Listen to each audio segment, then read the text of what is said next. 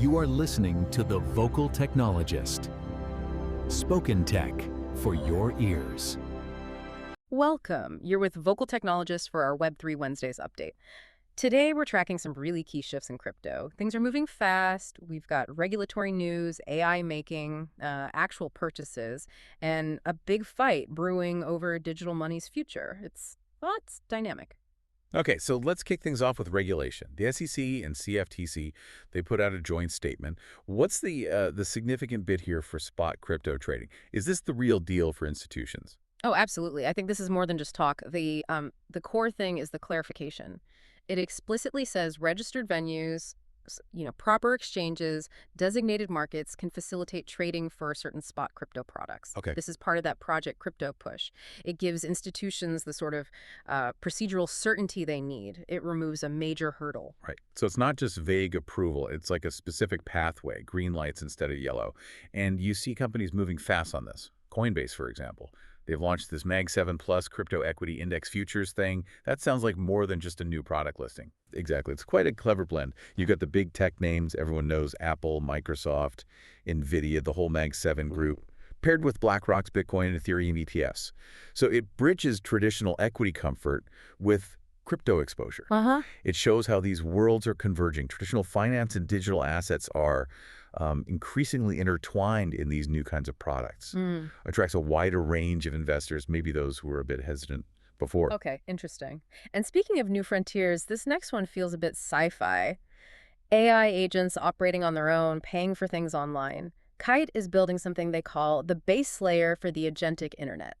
What does that actually, mean? Yeah, it's about building the foundational trust layer for AI.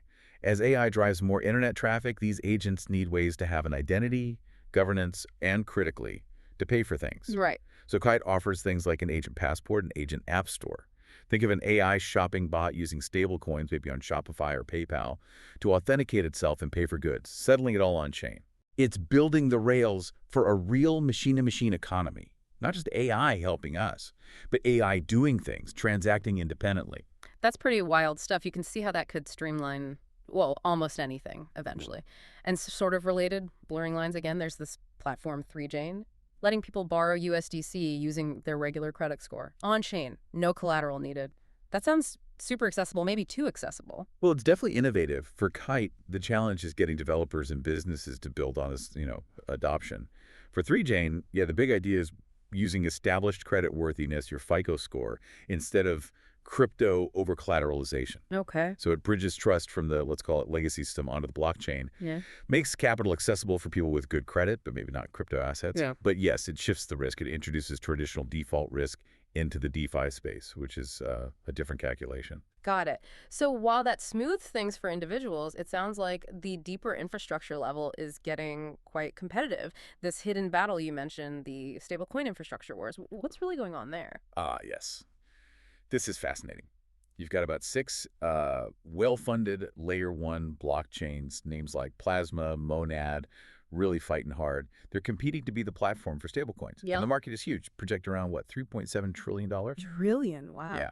And these aren't just general blockchains, they're specialized, built specifically to handle what stablecoins need, like predictable fees, instant settlement, huge volumes, things older chains struggle with. It's a real push to build dedicated financial rails just for digital money. Serious players, serious capital involved. Okay, so huge potential, specialized tech being built, but then you hear banks are still sort of hesitant. Despite the regulatory optimism we started with, why the disconnect there? What does this war mean for, global payments? That's a really key point. Banks are caught in what some call regulatory roulette. Even with positive signals, the actual examination pressure, the uncertainty, it makes them cautious, very cautious. We hear about initiatives getting delayed 18 months, sometimes longer, just waiting for absolute clarity. Right. So the tech is racing ahead, but adoption by the big traditional players is lagging because of that regulatory fog. Exactly. And that hesitation creates an opening.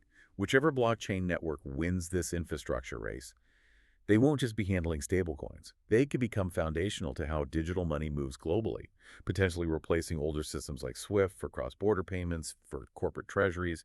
It could really force the established financial world to adapt much faster. So we've seen clearer regulatory paths, finance converging, AI starting to transact, and this intense race to build the future rails for digital money. The whole landscape is just constantly reshaping itself. Looking ahead, maybe over the next year, what's one unexpected challenge or perhaps an unforeseen opportunity that you think could really redefine digital finance? Something for all of us to keep an eye on. We'll leave you with that thought until next time. Spoken Tech for your ears.